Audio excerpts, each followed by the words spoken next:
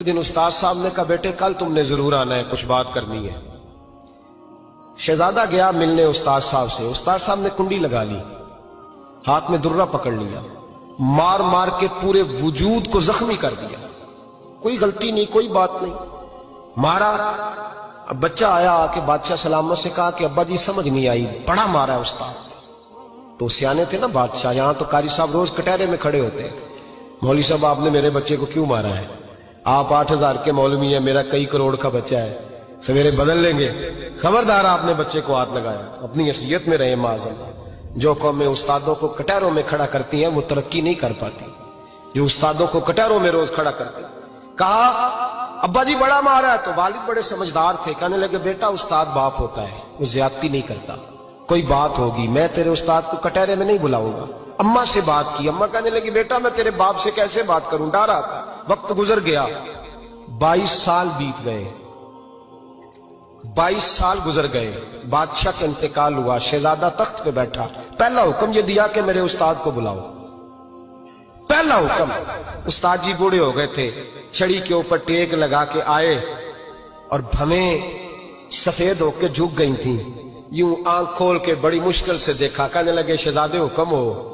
कब मैं शहजादा नहीं, अब मैं बादशाह बन गया हूं। उस्ताद जी 22 साल बीत गए, आपने मारा था, पर वो दर्द चूंकि ज्यादती की थी, मेरा कसूर कोई नहीं था, तो ना मेरी रूह से दर्द गया है ना मेरे जिस्म से गया है। मैं बेख्तियार था, पूछ नहीं सकता था, आज बाइख्तियार हुआ हूं। सबसे पहले पहला हुक्म आपको दिया, बुलाया है, बताए क्यों मारा था, क्यों मुझे मारा था, मेरी ज्यादती बताए। तो उस्ताद, बूढ़े उस्ताद की आंखें आंसुओं से भर गईं। कहने लगे बेटे बस आज के दिन के लिए मारा था, ये जो दिन आ गया ना मेरी जिंदगी में, इसलिए मारा था। ये मैं चाहता था मेरी जिंदगी में वक्त है आज के, बस मेरी मुराद पूरी हो गई। कहा साहब किस लिए, मुझे भी समझाए। आप फरमाने लगे कितनी देर हो गई तुझे मार खाए हुए, कितना जमाना बीत गया। कहने लगा 22 साल। पर मैं जख्म भूले तो नहीं, दर्द खत्म तो नहीं हुई, तुम्हें बात एक मिनट के लिए भी तुम्हारे हाफजे से महव तो नहीं हुई। का उस्ताद जी रोज रात को याद आती, रोज ख्याल आता था। उस्ताद कहने लगे भाई तू बेख्तियार था, पूछ नहीं सका, 22 साल तुझे याद रहा, मुझे पता था तू एक दिन हुक्मरान बनेगा, मैंने तुझे इसलिए मारा था कि बेटे याद रखना, किसी पे जुल्म न करना। अगर तुझे 22 साल तक याद रहा है तो जिस पर तू जुल्म करेगा उसे भी कयामत तक याद रहेगा। और ये याद रखना, तू आज बाइख्तियार हुआ तो तूने मुझे बुला लिया है, कयामत के दिन गरीब बाइख्तियार हो जाएंगे, मजलूम बाइख्तियार हो जाएंगे, वो बाइख्तियार होंगे लिल्लाहिल वाहिदिल कहार, रब करीम की बारगाह के अंदर उनका इख्तियार होगा, अकेले अल्लाह की हुक्मरानी होगी।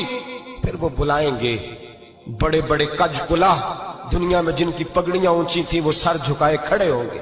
दुनिया में जो डिक्टेटर बनते थे उनकी पुश्तें लाल होंगी, उनको गद्दार लिखा जाएगा, कयामत तक नहीं भूलेगा।